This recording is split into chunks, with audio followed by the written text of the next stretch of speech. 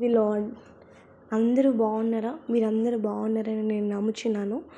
ఈ దినాన ఒక చిన్న విషయం మీతో పంచుకోవడానికి నేను మాట్లాడుతున్నాను. ఏంటంటే, మనం వాళ్ళు పొగుడుతారు, వీళ్ళు పొగుడుతారు, వీళ్ళు నాకు ఫ్రెండ్షిప్ చేస్తారు, వీళ్ళు నన్ను ఇలా అంటున్నారు, అలా అంటున్నారని చాలాసార్లు పొంగిపోతూ ఉంటాం. నిజమే కదా?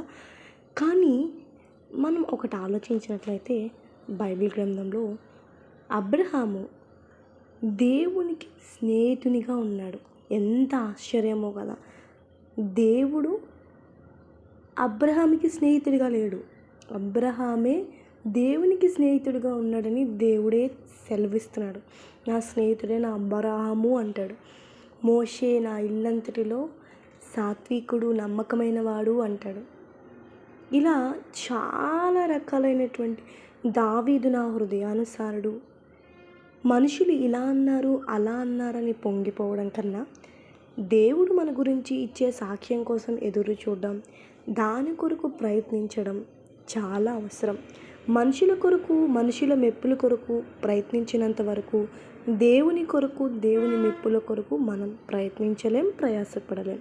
కనుక ఈ దినము నుంచి దేవుని మెప్పు కొరకు, దేవుని యొక్క సాక్ష్యం కొరకు ఎదురు చూస్తూ దేవుని కొరకు జీవిద్దాం.